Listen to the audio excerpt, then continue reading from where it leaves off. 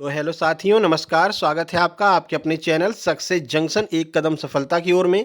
मेरा नाम है अतुल शुक्ला और हम लेकर के आ गए हैं आपके लिए एमपी टेट वर्ग 3 पात्रता परीक्षा 2024 बाल विकास यानी कि सीडीपी के टॉप 100 प्रश्न। हालांकि यह 200 प्रश्नों वाली वीडियो का ही सेकंड पार्ट है। इससे पहले ऑलरेडी हम 100 प्रश्नों की एक वीडियो अपलोड कर चुके हैं, आप उसे भी देख लेना। ये पार्ट 2 आपका हम लेकर के आ गए हैं।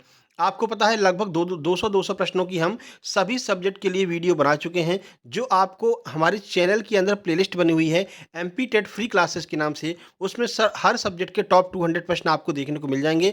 आपको वे सारे प्रश्न देख करके जाने हैं। अगर आप वही सारे प्रश्न देख करके चले जाते हैं तो आप आसानी के साथ में 90 प्लस स्कोर कर जाएंगे और आप इस एग्जाम को आसानी के साथ में क्वालिफाई कर जाएंगे। तो पूरी प्लेलिस्ट आपको देख करके जाना है, ठीक है।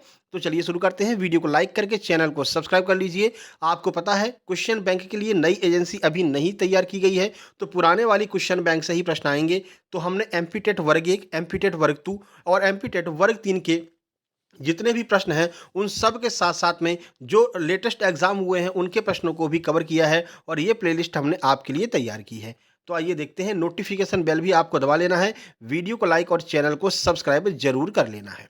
चलिए, आपको पता है सीडीपी हो या फिर आपका पेडागोजी हो, जो भी हो, उसमें सिर्फ लैंग्वेज का खेल होता है। अगर आप लैंग्वेज को समझ गए तो आप सारे प्रश्नों को आसानी के साथ में सॉल्व कर जाएंगे। तो वही लैंग्वेज को हम आपका एकदम सरल तरीके से समझाने का प्रयास यहाँ पर करने वाले हैं, क्योंकि लैंग्वेज ही आपकी थोड़ी सी कठिन आती है। चलिए, आइए देखते हैं आज का पहला प्रश्न क्या है। पहला प्रश्न है, शिक्षा के संबंध में समाजीकरण का क्या अर्थ होता है। आंसर हो जाएगा आपका, सामाजिक वातावरण को समायोजित करना ही समाजीकरण कहलाता है। बालक समाज में जाता है, हर किसी से मिलता जुलता है और समाज के अनुसार अपने आप को समायोजित कर लेता है, अपने आप को ढाल लेता है। इसी को हम जो है समाजीकरण के नाम से जानते हैं। चलिए, क्वेश्चन नंबर 2 देखिए। समुदाय सबसे छोटा क्षेत्रीय समूह है जो सामाजिक जीवन की सभी पहलुओं को अपना सकता है। यह परिभाषा किसके द्वारा दी गई है। किसने यह परिभाषा दी थी कि समुदाय जीवन के सभी पहलुओं को अपना सकता है। तो डेविस महोदय के द्वारा यह परिभाषा दी गई थी। परिभाषा से भी आपके 6 से 7 प्रश्न परिभाषा से पूछे जाते हैं। देखिए, क्वेश्चन नंबर 3 है, शिक्षण किसके अनुसार होना चाहिए। तो छात्रों के मानसिक स्तर के अनुसार ही शिक्षण होना चाहिए। यानी कि कक्षा 1 के बालक को अगर आप पढ़ा रहे हैं तो कक्षा 1 के स्तर का ही चीज़ें आप पढ़ाइए। ऐसा नहीं आप उसको कक्षा 5 या फिर कक्षा 8 की चीज़ें पढ़ा रहे हैं, जहाँ तक उसका मानसिक स्तर नहीं है उन चीज़ों को आप पढ़ाएंगे तो बच्चा सीख नहीं पाएगा, ठीक है। तो छात्रों के मानसिक स्तर को देखते हुए ही उनको शिक्षण देना चाहिए। क्वेश्चन नंबर 4 देखिए, बेहतर लैंगिक समानता चाहना किसका एक उदाहरण है। तो यह एक सामाजिक लक्ष्य होता है और ये सामाजिक लक्ष्य होना भी चाहिए कि सबको एक समान दृष्टि से देखें। लैंगिक समानता समाज में होनी चाहिए, लड़का लड़की में कोई भेदभाव नहीं होना चाहिए। तो इसी को हम लैंगिक समानता कहते हैं और यह एक सामाजिक लक्ष्य माना गया है। क्वेश्चन नंबर 5 देखिए। देखिए कि ये कंडीशन वाले प्रश्न आ गए हैं। कंडीशन वाले प्रश्न भी आपके एग्जाम में देखने को मिलते हैं।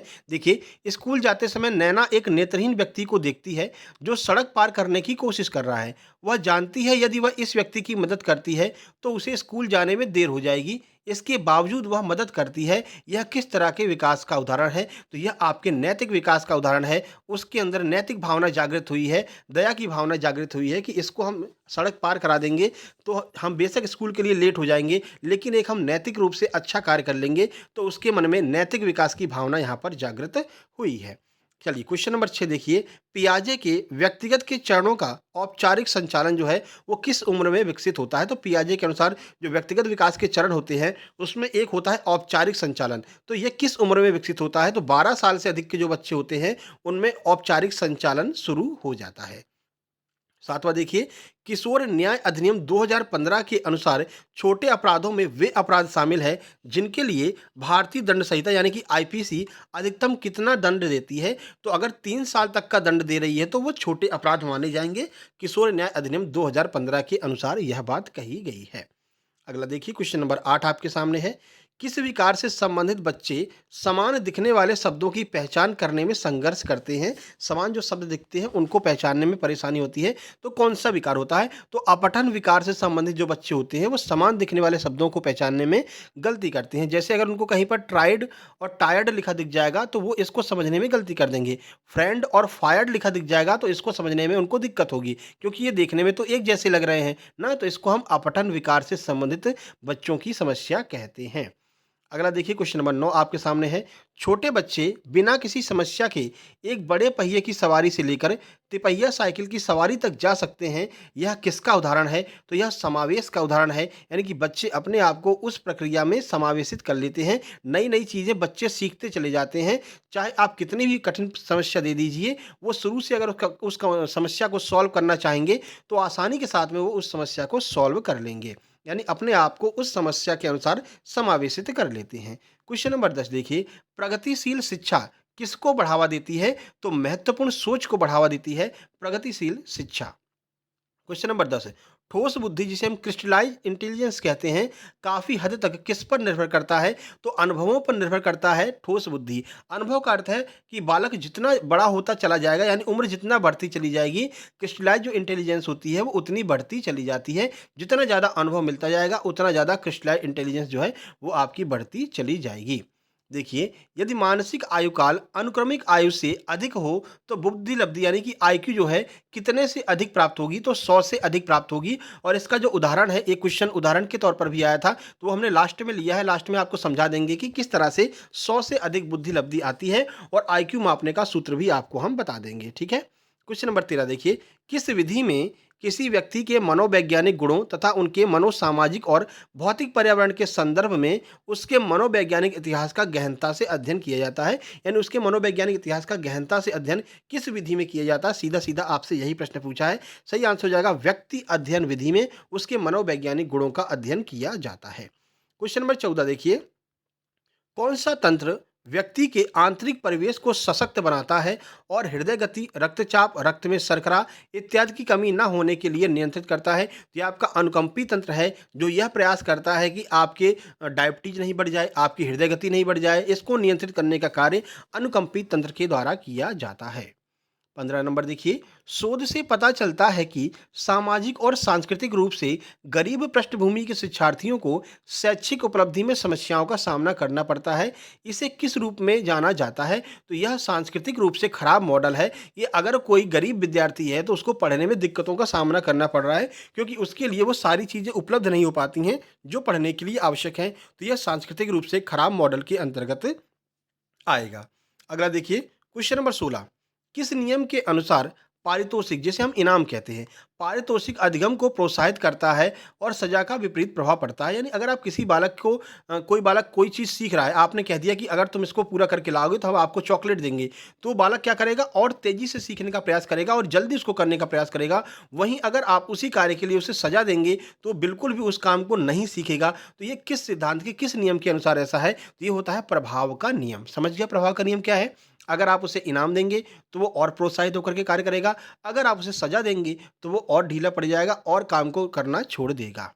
अगला देखिए क्वेश्चन नंबर 17, कौन सा तरीका एक शिक्षक को विज्ञान में हमेशा कम अंक प्राप्त करने वाले विद्यार्थी के साथ निपटने में मदद करेगा? यानी कि एक ऐसा विद्यार्थी है जो साइंस में हमेशा कम नंबर लेकर के आता है, तो शिक्षक को क्या करना चाहिए, कौन सा तरीका अपनाना चाहिए? तो समस्या क्षेत्र को समझना, यानी कि शिक्षक ये प्रयास करेगा कि उसको दिक्कत कहाँ पर आ रही है। साइंस में अगर दिक्कत आ रही है, तो किस साइंस में दिक्कत आ रही है? उसको भौतिकी समझ में नहीं आ रही है, केमिस्ट्री नहीं समझ में आ रही है, क्या दिक्कत वहाँ पर आ रही है? तो समस्या क्षेत्र को समझना ही ये जो है बेस्ट तरीका रहेगा, अगर कोई विद्यार्थी विज्ञान में नहीं सीख पा रहा है।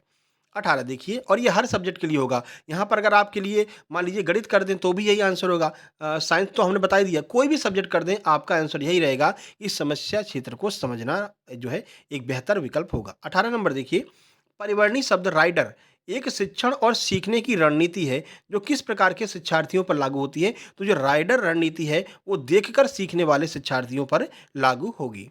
19 नंबर देखिए, कोहल वर्ग के नैतिक विकास सिद्धांत के किस चरण में दंड जैसे सुदृढ़ीकरण जैसी नैतिक संहिता को परिभाषित करते हैं? तो दंड को कौन सी जो है संहिता में परिभाषित किया गया है? तो जो पूर्व परंपरागत स्तर होता है, इसमें सुदृढ़ीकरण जैसी नैतिक संहिता को परिभाषित किया गया है।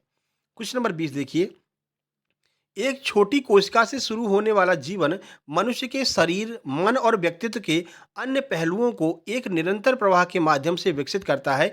यह किस सिद्धांत के अंतर्गत आता है? तो यह निरंतरता के सिद्धांत के अंतर्गत आता है। यानी एक छोटी सी कोशिका बनती है, फिर उस छोटी सी कोशिका के बाद में बालक बन जाता है, बालक से फिर व्यक्ति बन जाता है, व्यक्ति से बुजुर्ग बन जाता है। तो ये क्या है? तो ये निरंतरता के सिद्धांत के अंतर्गत आता है। व्यक्ति निरंतर जो है विकास करता रहता है। 21 देखिए, कौन अंतःस्रावी ग्रंथियों द्वारा स्रावित शक्तिशाली रासायनिक पदार्थ है जो रुधिर प्रवाह द्वारा शरीर में परिवहन किया जाता है? कौन सा ऐसा शक्तिशाली प्रवाह है, मतलब पदार्थ है जो रक्त के माध्यम से पूरे शरीर में जाता है?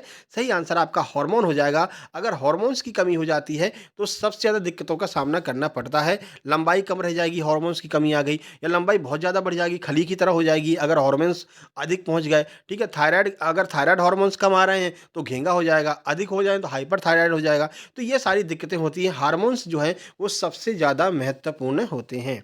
22 नंबर देखिए, प्रयोगात्मक मनोविज्ञान के जनक कौन है? तो विलियम वुंड जो हैं वो प्रयोगात्मक मनोविज्ञान के जन्मदाता माने जाते हैं। 23 नंबर देखिए, यदि कोई छात्र शरारती है और कक्षा में अपने शब्दों और कार्यों से परेशान करता है तो उससे निपटने के लिए कौन सा तरीका सही रहेगा? यानी कोई ऐसा छात्र है जो परेशान कर रहा है पूरी कक्षा को, आप क्या करेंगे? तो देखिए, उसे मारना पीटना नहीं है, ठीक है ना? क्लास में बिल्कुल भी मारना पीटना नहीं है, बिल्कुल भी डांटना नहीं है। देखिए, उसे कार्यालय में बुलाएं और उसकी समस्याओं को समझें। मतलब कोशिश करें कि भाई क्या दिक्कत है तुमको, जो क्लास में इतना उधम करते हो, आखिर परेशानी क्या है तुम्हारी? तो ये समझने का प्रयास करें और कार्यालय में बुला करके क्लास में उसको कुछ भी नहीं कहना है। 24 नंबर देखिए, किस शिक्षा सिद्धांतकार का मानना था कि काल्पनिक संरचनाओं के उपयोग ने व्यवहार की हमारी समझ में योगदान नहीं दिया है? तो ये स्किनर महोदय का कहना है कि काल्पनिक संरचनाओं के उपयोग ने हमारे व्यवहार में कोई योगदान नहीं दिया है। 25 नंबर देखिए, एक विशेष उम्र में हर सामान्य बच्चा रेंगना, चलना तथा बात करना शुरू कर देता है। उसकी एज होती है कब बच्चा रेंगेगा, कब चलेगा, कब बात करेगा। तो ये किसका उदाहरण है? तो ये परिपक्वता का उदाहरण है। परिपक्वता का अर्थ होता है कि बच्चा विकास कर रहा है। एक निश्चित टाइम होता है जब बच्चा रेंगना शुरू करता है, फिर घुटनों के बल चलना शुरू करता है, फिर चलना शुरू करता है पैरों पर, फिर बात करना, फिर बोलना शुरू करता है। तो ये आपका परिपक्वता का उदाहरण होगा। 26 नंबर देखिए, किसका यह विश्वास था कि स्कूली जीवन गृहस्थ जीवन और अनुभव से विकसित होना चाहिए? तो जॉन डीवी महोदय ने कहा था कि जो स्कूली जीवन है उसमें गृहस्थ जीवन का भी ज्ञान आपको देना चाहिए। 27 नंबर देखिए, कौन सा शिक्षा शास्त्र शिक्षार्थियों को लोकतांत्रिक वातावरण में शिक्षण अधिगम प्रक्रिया में भाग लेने के समान अवसर प्रदान करता है? तो समानाधिकरणवादी जो शिक्षा शास्त्र है वो समान अवसर प्रदान करने की बात करता है। 28 देखिए, स्पीयरमैन द्वारा जी फैक्टर बुद्धिमत्ता के निर्माण की आलोचना इसके किस गुण के कारण की गई है? जो जी फैक्टर है उसका जो है आलोचना स्पीयरमैन ने क्यों की है? तो गणितीय दृष्टिकोण के कारण स्पीयरमैन ने इस जी फैक्टर वाले गुण की इन्होंने क्या किया है? इन्होंने इसकी आलोचना की है। चलिए 29 नंबर देखिए, जीन पियाजे के अनुसार भाषा और विचार के बीच संबंध का सिद्धांत क्या निर्धारित करता है? तो विचार भाषा या निर्धारित करता है। जीन पियाजे महोदय के अनुसार भाषा और विचार के बीच जो संबंध का सिद्धांत है वो विचार एवं भाषा को निर्धारित करता है। 30 नंबर देखिए, ये सारे प्रश्न आपके एग्जाम में पूछे गए हैं और यही प्रश्न आपके एग्जाम में देखने को मिलेंगे। निश्चिंत होकर के आप इसको जो है पूरा प्लेलिस्ट देख करके जाइएगा। एक परीक्षण की विश्वसनीयता कैसे बढ़ाई जा सकती है? तो विशेषज्ञों की सहमति प्राप्त करके। मान लीजिए आपने कोई परीक्षण किया, ठीक है, एक कोई रिजल्ट निकल करके आया, अब केवल आप अगर उस परीक्षण के रिजल्ट से संतुष्ट हैं तो इसको जो है कह सकते हैं कि विश्वसनीय नहीं मानेंगे। इसको लेकर के किसी अन्य विशेषज्ञ के पास में जाएंगे, अगर वो भी वही बताता है जो आपने खोज की है तो इसको विश्वसनीय मानते हैं। तो विश्वसनीयता की कैसे बढ़ाई जा सकती है विश्वसनीयता? तो विशेषज्ञों की सहमति प्राप्त करके। अगला देखिए 31 नंबर, बालक के व्यवहार को समझने के लिए किन बुनियादी अवधारणाओं के ज्ञान की आवश्यकता होती है? तो परिपक्वता एवं स्वतंत्रता जो है ये ज्ञान आपको होना चाहिए अगर आप बालक के व्यवहार को समझना चाहते हैं। 32 नंबर देखिए, पियाजे के सिद्धांत में संवेदीय पेशी चरण की कौन सी अवधि होती है? जो संवेदिक पेशी चरण होता है उसकी अवधि कौन सी होती है? तो जन्म से 2 वर्ष तक की जो अवधि होती है वो संवेदिक पेशी चरण की जो है अवधि होगी। 33 नंबर, हार्वर्ड गार्डनर का मल्टीपल इंटेलिजेंस का सिद्धांत किस पर जोर देता है, किस पर बल देता है? तो प्रत्येक व्यक्ति की विशेष एवं अनूठी क्षमताएं होती हैं। यह बात हार्वर्ड गार्डनर के द्वारा कही गई थी कि हर व्यक्ति की अलग अलग क्षमताएं होती हैं। इसी को हम मल्टीपल इंटेलिजेंस का सिद्धांत कहते हैं। 34 नंबर देखिए, टीटी का टीका किसके खिलाफ दिया जाता है, किस रोग के खिलाफ टीटी का टीका दिया जाता है, तो ये टिटनेस के खिलाफ टीटी का टीका दिया जाता है। 35 नंबर, 3 महीने का एक बच्चा है, वो चल नहीं सकता क्यों? क्योंकि वह पर्याप्त परिपक्व नहीं हुआ है। 3 महीने का बच्चा कैसे चलेगा? अभी तो रेंगना शुरू करेगा, फिर घुटनों के बल चलेगा, फिर जो है चलना शुरू करेगा, तो वह पर्याप्त रूप से परिपक्व नहीं हुआ है, इसलिए 3 महीने का बच्चा नहीं चल सकता है। ये ऐसे ही क्वेश्चन सेम टू सेम आपके एग्जाम में पूछे हैं, आप पीवाईक्यू उठा करके देख सकते हैं प्रीवियस ईयर के क्वेश्चंस को, या कोई टेस्ट दे करके देखिए, टेक्स्ट बुक वगैरह पे अपने आप समझ जाएँगे। बच्चों के विकास की 6 वर्ष से 8 वर्ष तक की अवधि को किस रूप में जाना जाता है? तो इसे हम उत्तर बाल्यावस्था कहते हैं। 6 वर्ष से 8 वर्ष तक की अवधि को उत्तर बाल्यावस्था कहते हैं। बार-बार या फिर स्टीरियोटाइपिक व्यवहार किस मानसिक विकार की विशिष्ट विशेषता है? तो जो आत्म केंद्रित या फिर जो ऑटिज्म होता है, या स्टीरियोटाइपिक व्यवहार जो है, वो ऑटिज्म की विशिष्ट विशेषता है। अगला देखिए, जहाँ पर भी आपको स्टीरियोटाइप शब्द दिख जाए, उसको ऑटिज्म पर आपको टिक करके आना है। 38 नंबर, पावलोव के नेतृत्व में किसने लिटिल अल्बर्ट के मामले में प्रसिद्ध प्रयोग किया था? तो जीबी वाटसन ने पावलोव के नेतृत्व में लिटिल अल्बर्ट मामले में प्रसिद्ध प्रयोग किया था। 39, संवेगात्मक विकास में शिक्षार्थियों की मदद करने के लिए शिक्षक को किस भागीदारी की आवश्यकता होती है? तो उद्देश्य और व्यक्तिपरक दोनों भागीदारी की आवश्यकता होगी। 40 नंबर, खिलौना उम्र किस चरण से संबंधित है? किस चरण को हम खिलौना उम्र कहते हैं? तो पूर्व बाल्यावस्था को हम खिलौना उम्र कहते हैं, जो 2 वर्ष से पहले की होती है। 41 देखिए, बाल केंद्रित शिक्षा में क्या क्या शामिल है? तो बच्चों की व्यवहारिक गतिविधियां जो हैं, वो बाल केंद्रित शिक्षा में शामिल हैं। हम हमेशा चाइल्ड सेंट्रल एजुकेशन कहते हैं कि बच्चों को केंद्र में रख करके आपको शिक्षा देनी है, बच्चों पर विशेष ध्यान देना है। देखिए 42 नंबर, गतिशीलता और अभिविन्यास प्रशिक्षण किसके साथ जुड़ा हुआ है? तो दृश्य छेड़ता सहित जो छात्र हैं, जिनको देखने में दिक्कत होती है, उनसे संबंधित है गतिशीलता और अभिविन्यास परीक्षण। अगला देखिए आपका 43 नंबर 43 है, नैदानिक टेस्ट संचालन का मुख्य उद्देश्य क्या है? तो अकादमिक परेशानियों के पीछे का कारण जानना। नैदानिक टेस्ट का अर्थ है कि आप होमवर्क अगर दे रहे हैं तो क्यों दे रहे हैं? होमवर्क देने का यही मुख्य उद्देश्य होता है कि जो परेशानी बालक को आ रही है, वो बालक होमवर्क करके नहीं लाएगा, तो आप पूछेंगे कि क्या दिक्कत आ रही है? प्लस में दिक्कत आ रही है, माइनस में, गुणा में, भाग में, कहाँ पर दिक्कत आ रही है? तो यही मुख्य उद्देश्य होता है नैदानिक टेस्ट का, जो भी दिक्कत आ रही है उसको सॉल्व करना और उसके पीछे का कारण जानना। 44 देखिए, नई शिक्षा नीति का क्या उद्देश्य है? जो नई शिक्षा नीति अभी जारी की गई है, तो पूरी शिक्षा व्यवस्था को सुधारना, यह मुख्य उद्देश्य रखा गया है। अगला है, विकास कार्य शब्द किसके द्वारा दिया गया था? तो जो विकास कार्य शब्द है, ये हैवी गस्ट महोदय के द्वारा दिया गया था।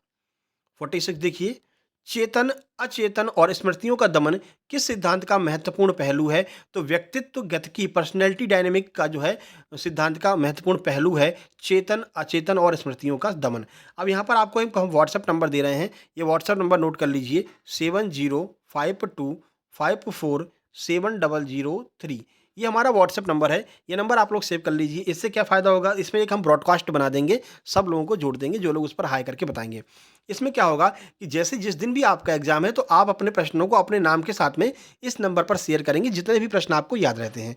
उससे क्या होगा? उससे दूसरों की मदद होगी, दूसरे आपकी मदद करेंगे। यानी कि हम एग्जाम एनालिसिस आपके द्वारा ही करना चाहते हैं। जो रियल प्रश्न होते हैं, वो आप लोग शेयर करेंगे, उसी के आधार पर पूरा एग्जाम एनालिसिस करके बताएंगे और बताएंगे कि कितने क्वेश्चन आपके सही हैं और क्या सही आंसर होना चाहिए। तो ये नंबर जरूर सेव कर लेना, 7052547003, और हाई एमपी टेट वर्ग 3 करके मैसेज कर देना, तो ब्रॉडकास्ट में आपको ऐड कर देंगे। जो महत्वपूर्ण जानकारियां होंगी, कुछ अध्ययन सामग्री होगी, वो हम वहां पर आपको शेयर कर दिया करेंगे। 47 देखिए, राम कॉलेज नाटकी टीम के प्रमुख हैं और इस साल के सर्वश्रेष्ठ अभिनेता पुरस्कार की ट्रॉफी जीतने के लिए कड़ी मेहनत कर रहे हैं। वह किस तरह से प्रेरित है? तो ये बाहरी रूप से प्रेरित है। आपको हमने बाहरी और आंतरिक रूप दोनों बताया था। अगर आप किसी भी बालक, कोई भी बालक जो है वो मेहनत कर रहा है और उसके सामने एक टारगेट है, यानी कि अगर वो मेहनत करके पास कर लेगा तो उसको ये चीज़ मिलेगी, तो किसी चीज़ को ध्यान में रख करके अगर मेहनत कर रहा है, किसी लालच में मेहनत कर रहा है, तो वह बाहरी रूप से प्रेरित होगा। जैसे कि राम महोदय एक नाटक टीम के प्रमुख हैं और वो इस बार मेहनत कर रहे हैं, उनके सामने ट्रॉफी दिख रही है कि अगर हम जीत गए तो ये ट्रॉफी हमें मिल जाएगी, तो वो बाहरी रूप से प्रेरित हैं। ठीक है, आगे बढ़ते हैं। अगला देखिए, किस प्रकार की सीखने की कठिनाई को गणितीय संख्याओं को करने में समस्याओं के लिए जिम्मेदार ठहराया जाता है? तो गणित को सॉल्व करने में अगर आप दिक्कत का सामना कर रहे हैं, तो वो डिसकैलकुलिया के अंतर्गत आता है। अगला देखिए 49, 49 है, लैंगिक समाजीकरण जन्म से शुरू होता है, किसी एक को छोड़ करके सभी प्रमुख कारकों के माध्यम से चलता रहता है। तो किसको छोड़ करके चलता है? तो शिक्षा में लैंगिक समाजीकरण नहीं होता है, यानी शिक्षा में किसी भी तरह की भेदभाव आपको देखने को नहीं मिलेगा कि लड़की जो है वो इस सब्जेक्ट को नहीं पढ़ सकती है, लड़का इस सब्जेक्ट को नहीं पढ़ सकता है। तो लैंगिक जो विभेदीकरण है वो आपको शिक्षा में देखने को नहीं मिलता है। अगला देखिए, क्वेश्चन नंबर 50, कौन सी शिक्षण पद्धति निरंकुश रणनीति से संबंधित है? तो जो प्रदर्शन विधि है वह निरंकुश रणनीति से संबंधित मानी गई है। 51 नंबर देखिए, जीन पियाजे के अनुसार संक्रियात्मक बौद्धिकता किसका सक्रिय पहलू है? तो बुद्धि का जो है सक्रिय पहलू माना है जीन पियाजे ने संक्रियात्मक बौद्धिकता को।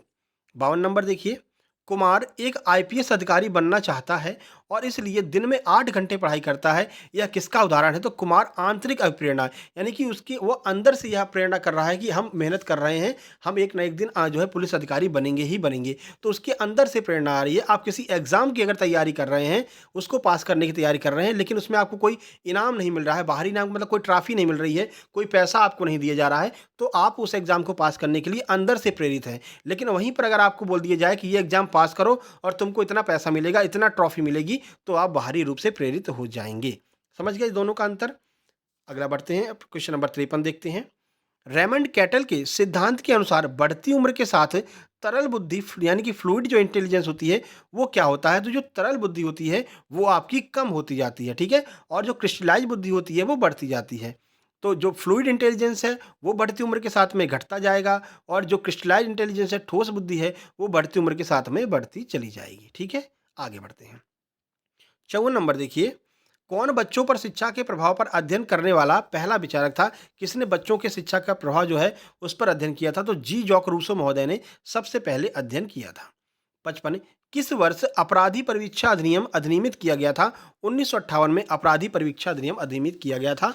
लगभग 2 से 3 प्रश्न आपके एक्ट के भी देखने को मिलेंगे आपके सीडीपी में। 56 नंबर देखिए, बच्चों को भावनाएं विरासत में मिली हैं, यह कथन कैसा है? सही है या गलत है? तो बिल्कुल सही है। जो भावनाएं होती हैं, यानी कि जो उसकी कह सकते हैं इमोशंस या फीलिंग्स जो हैं, वो उसको उसके माता पिता से ही मिलती हैं, ठीक है, विरासत में मिलती हैं। आगे बढ़िए, 57 नंबर, जब कोई व्यक्ति धूल भरी आंधी में बाहर होता है तो अपनी आंखें बंद करना किस प्रकार की प्रक्रिया है? तो यह सहज वृत्ति प्रक्रिया है, इसे सिखाने की आवश्यकता नहीं पड़ती है, ठीक है ना, ये अपने आप हो जाती है, सहज हो जाती है। अगर धूल भरी आंधी चल रही तो आप आंखें बंद कर लेंगे। पलकों का झपकाना कैसी प्रक्रिया है? तो वो भी आपकी सहज वृत्ति प्रक्रिया के अंतर्गत ही आएगी। 58 देखिए, भाषा की किस सिद्धांत का यह दावा है कि भाषा कंडीशनिंग का उत्पादन है? तो व्यवहार सिद्धांत ने यह कहा है कि भाषा कंडीशनिंग का एक उत्पादन है। 59 देखिए, भाषा सीखने के लिए कौन सा कारक सबसे महत्वपूर्ण है? तो विषय पर आधारित जो प्रश्न होते हैं वो भाषा सीखने के लिए सबसे महत्वपूर्ण कारक माने गए हैं। दया, सहयोग, स्वाभिमान की प्रवृत्ति किसके द्वारा अधिक प्रभावित होती है? तो वातावरण के द्वारा। जैसा वातावरण उसको अपने घर में देखने को मिलेगा, घर में अगर लोग दया करेंगे, सहयोग और स्वाभिमान की दृष्टि होगी, तो वैसा ही बालक भी सीखेगा। तो जैसा वातावरण होगा बालक उसी तरह से रिएक्ट करेगा। 61 देखिए, किस तकनीकी का इस्तेमाल हकलाहट की समस्या के निदान में किया जाता है? तो जो लंबा भाषण दिया जाता है उससे हकलाहट की समस्या का निदान होता है। बच्चे बोलने में जब हकलाते हैं तो उनको कहा जाता है कि तुम लंबे लंबे भाषण दो, ठीक है, तो उससे जो हकलाने की प्रक्रिया होती है वो धीरे धीरे कम हो जाती है। 62 नंबर देखिए, विशिष्ट क्षमताओं और कौशल जैसे संगीत, तार्किक सोच या बेसिक योग्यता के लिए छात्रों की क्षमता का आकलन करने के लिए परीक्षण को क्या कहते हैं? इसे हम अभिक्षमता परीक्षण या फिर एप्टीट्यूड टेस्ट कहते हैं। जो विशिष्ट क्षमताएं होती हैं, जैसे आपका संगीत हो गया, तार्किक सोच हो गई, लॉजिकल थिंकिंग हो गई, तो इसके लिए हम एप्टीट्यूड टेस्ट का यूज करते हैं। 63 देखिए, बच्चों में थायरॉक्सिन हार्मोन की कमी से कौन सा रोग देखा जाता है? तो थायरॉक्सिन हार्मोन आयोडीन की कमी से होता है। तो घेंघा रोग जो है वो थायरॉक्सिन हार्मोन की कमी से हो जाता है, जो थायराइड ग्लैंड से निकलता है। अगर देखिए, गार्डनर के बहुबुद्धि सिद्धांत के अनुसार किस बुद्धि में शब्दों और वाक्य को समझने की क्षमता, अच्छा पढ़ना लिखना, नए शब्दों को याद रखना शामिल है? तो ये भाषाई बुद्धि के अंतर्गत आ जाएगा। आप अच्छा पढ़ सकते हैं, नए शब्दों को याद रख सकते हैं, किस बुद्धि के अंतर्गत आएगा? तो ये भाषाई बुद्धि के अंतर्गत आएगा, हार्वर्ड गार्डनर महोदय के द्वारा बोला गया है। 65 देखिए, एक बच्चे की शारीरिक विशेषताएं किससे प्रभावित होती हैं? तो माता और पिता दोनों के डीएनए से प्रभावित होती हैं। जैसे अगर माता और पिता के दोनों के बाल अगर कम हैं, तो ये निश्चित है कि बच्चे के बाल जो हैं वो भी एक उम्र पर जाकर के झड़ने लगेंगे, एक उम्र पर जाकर के बच्चे के बाल भी कम हो जाएंगे। तो माता पिता के डीएनए में जो चीज़ होती है वो बच्चों पर इफेक्ट करती है। अगला देखिए, भाषा विकास के लिए सबसे संवेदनशील समय कौन-सा है? तो प्रारंभिक बचपन का जो समय होता है, वो भाषा विकास के लिए सबसे संवेदनशील होता है, क्योंकि इस टाइम जो है बच्चा परिवार के साथ में रह रहा है, परिवार में जैसी भाषा बोली जाएगी, बच्चा वही चीज़ें सीखेगा। अगर परिवार में कोई मान लीजिए इंडिया में कोई बालक है और उसके परिवार में इंग्लिश बोली जाती है, टोटली इंग्लिश बोली जाती है, तो बच्चे को अलग से सिखाना नहीं पड़ेगा, उसका भाषा विकास इंग्लिश में ही हो जाएगा, ठीक है ना? तो जैसा बालक को देखने को मिलता है अपने परिवार में, बालक वैसा ही सीखता है। प्रारंभिक बचपन का समय सबसे ज़्यादा महत्वपूर्ण होता है। 67 देखिए, पर्यावरण एक बाहरी शक्ति है जो हमें प्रभावित करती है, या किसके द्वारा कहा गया था? तो रॉस महोदय ने कहा था, पर्यावरण एक बाहरी शक्ति है जो हमें प्रभावित करेगी। 68, मानव शिशुओं में रेंगना किसका उदाहरण है? तो जाति वृत्ति कार्य का उदाहरण है रेंगना, ध्यान रखिएगा। अगला देखिए 69, मोस्लो की 5 ज़रूरतों का श्रेणीबद्ध क्रम क्या है? यानी कि श्रेणीबद्ध क्रम क्या है? सही क्रम में कैसे हम लिखेंगे? तो सबसे पहले शारीरिक होगा, फिर सुरक्षा होगी, फिर प्यार और अपनापन, उसके बाद में आत्मसम्मान, उसके बाद में आत्म प्राप्ति। तो ये 5 जो है क्रम के अनुसार हमने यहाँ पर लिख दिया है। मोस्लो जी की ये 5 ज़रूरतें हैं। 70, किस कानून में सबसे पहले भारत में बाल न्यायालय की स्थापना की गई थी? तो बाल अधिनियम 1960 के द्वारा बाल न्यायालय की स्थापना की गई थी, याद रखिएगा। इस वीडियो को आप 2x स्पीड पर 2-3 बार देख कर के जाइए। आप आराम से, आपके सामने जब भी वो प्रश्न आएगा, कोई भी प्रश्न इससे रिलेटेड, तो आप तुरंत आपके सामने जो ऑप्शन सही होगा उस पर टिक लगा करके आप चले आएंगे। कौन से बच्चे ऐसे शिक्षार्थी होते हैं जो अपनी मानसिक क्षमता और अपने प्रदर्शन के बीच अंतर दिखाते हैं? तो कम उपलब्धि वाले बच्चे ऐसे शिक्षार्थी होंगे जो मानसिक क्षमता और प्रदर्शन के बीच में अंतर दिखाएंगे। 72, उपन्यास एमिल ये किसके द्वारा लिखा गया है? तो जीन जॉक रूसो के द्वारा एमिल उपन्यास को लिखा गया था। 73 देखिए, श्री अरविंदो प्रगतिशील शिक्षा में शिक्षण के कितने सिद्धांतों की गणना करते हैं? श्री अरविंदो के द्वारा कितने सिद्धांत बताए गए हैं? तो कुल 3 सिद्धांत श्री अरविंदो जी के द्वारा बताए गए हैं। 64 देखिए, अवधारणा से हमारा क्या तात्पर्य है? तो जानकारी रखने की क्षमता को हम अवधारणा कहते हैं। 75 देखिए, किसी एक बच्चे की आंतरिक अवस्था के रूप में भी जाना जाता है, मतलब किसे, ऐसी कौन सी चीज़ है जिसे बच्चे की आंतरिक अवस्था के रूप में जाना जाता है, जो कि काल्पनिक है, और इस परिकल्पना के आधार पर अनुमान लगाया जाता है। तो जो अभिप्रेरणा होती है, सीखने की जो क्षमता होती है, उसके आधार पर जो है ये आंतरिक अवस्था के रूप में जाना जाता है इसको। 76 देखिए, किसका मानना है कि शिक्षार्थी को शिक्षा प्राप्त करने में सक्षम बनाने के लिए अधिगम परिस्थिति को संरचित किया जाना चाहिए? तो ब्रूनर महोदय का यह मानना है कि अधिगम परिस्थिति को संरचित किया जाना चाहिए। 77 देखिए, थोड़ा सा स्पीड बढ़ाते हैं क्योंकि वीडियो नहीं तो बहुत लंबा हो जाएगा। 100 प्रश्न अपन को करने हैं। देखिए, नैतिक विकास के 3 स्तरों की पहचान किसके द्वारा की गई थी? तो कोहलबर्ग के द्वारा इन 3 स्तरों की पहचान की गई थी। 78 देखिए, कौन सी पद्धति सूचना पुनर्प्राप्ति डोमेन में एक केंद्रीय भूमिका निभाती है, जो एक मजबूत अनुभवजन्य परंपरा को बनाए रखती है? तो इसे हम मूल्यांकन पद्धति कहते हैं। 79, बुद्धिमत्ता क्या होती है? तो क्षमताओं का एक सेट जो है वो बुद्धिमत्ता कहलाता है। सीसीई का पूर्ण रूप क्या है? बहुत महत्वपूर्ण है, आपके एग्जाम में 101% पूछा जाएगा। तो सीसीई का फुल फॉर्म क्या है? तो कंटिन्यूअस एंड कॉम्प्रिहेंसिव इवैल्यूएशन, ये सीसीई का फुल फॉर्म होता है। 81, एक बालक के विकास में कितने प्रतिशत वंशानुक्रम का योगदान होता है? तो 80% जो है वो वंशानुक्रम का योगदान होता है। जेनेटिक्स का 80% योगदान होता है बालक के विकास में। 82 देखिए, समस्या को समझने या हल करने की अवधारणाओं पर नियमों सिद्धांतों को खोजने की क्षमता को क्या कहा जाता है? तो इस क्षमता को हम विचार कहते हैं। 83 देखिए, बड़े भौतिक घटकों वाले कौशल सीखने को क्या कहा जाता है? तो बड़े भौतिक वाले कौशल अगर आपको सीखने हैं तो ये मन प्रेरक अधिगम होता है। मन के द्वारा आप इस जो है भौतिक घटकों को सीख सकते हैं। 84 देखिए, ये भी आपका कंडीशन वाला प्रश्न आ गया। जब एक शिक्षिका कक्षा में कह रही थी कि लिंग में कोई अंतर नहीं है, तो एक लड़की ने कहा कि उसके घर पर अनुभव बिल्कुल विपरीत है, शिक्षिका को क्या करना चाहिए? यानी कि एक शिक्षिका कह रही थी कि बालक और बालिका में कोई अंतर नहीं है, दोनों समान है। लेकिन एक बालिका ने कहा कि लेकिन मैडम, मेरे घर पर तो इसमें बहुत विभेद किया जाता है, बहुत भेदभाव किया जाता है। तो ऐसे में शिक्षिका को क्या कहना चाहिए, क्या करना चाहिए? तो उसकी भावना के पीछे के कारण को समझें, उसे समझाएं कि लैंगिक समानता का क्या मतलब है, और लड़की को आश्वस्त करें कि उसके माता पिता से वे बात करेंगी कि घर पर ऐसी लैंगिक असमानता क्यों हो रही है। आगे बढ़िए। 85, प्रसव पूर्ण रक्तस्राव आमतौर पर किसके कारण होता है? यानी कि जन्म से पहले ही रक्तस्राव होने लगे तो किसकी वजह से होता है? तो गर्भपात, या तो गर्भपात हुआ है या फिर प्लेज़ेंटा प्रीमिया का खतरा आ गया है, इस वजह से जो है प्रसव पूर्ण ही रक्तपात हो रहा है। 86, बच्चों की गति प्रेरक क्षति का संकेत क्या है? तो बैठने और खड़े होने या फिर चलने में अगर कठिनाई हो रही है तो गति प्रेरक क्षति का यह संकेत होता है। 87, रचनात्मक बच्चे कैसे विचारक होते हैं? जो क्रिएटिव बच्चे होते हैं वो कैसे विचारक होते हैं? तो भिन्न विचारक होते हैं, दूसरों से अलग वो हर चीज़ों को सोचते हैं। 88 देखिए, द्विकारक सिद्धांत के अनुसार यदि किसी व्यक्ति में जी कारक अगर कम है तो एस कारक क्या होगा? अगर किसी व्यक्ति में जी कारक कम है तो एस कारक अपने सर्वश्रेष्ठ के लिए विकसित नहीं हो पाएगा, अच्छा प्रदर्शन एस कारक भी नहीं कर पाएगा, यानी जी कारक अधिक होगा तो एस कारक भी अच्छे से कार्य करेगा। 89, किसने छोटे बच्चों को ऐसे व्यक्तियों के रूप में देखा जिन्हें कुछ हद तक स्वतंत्रता की आवश्यकता होती है? तो फ्रेडरिक फ्रोबेल महोदय का कहना था कि छोटे बच्चों को बहुत हद तक स्वतंत्रता की आवश्यकता होती है, वो जो कर रहे हैं उनको करने दीजिए। अगला है, अनुकंपी और परानुकंपी किस तंत्रिका का हिस्सा है? तो ये स्वायत्त तंत्रिका तंत्र का हिस्सा है अनुकंपी और परानुकंपी। 91 देखिए, अन्वेषण एवं जिज्ञासा किसके अभिव्यक्ति हैं? तो ये दोनों अन्वेषण और जिज्ञासा दोनों अभिप्रेरणा यानी कि सीखने की अभिव्यक्ति हैं।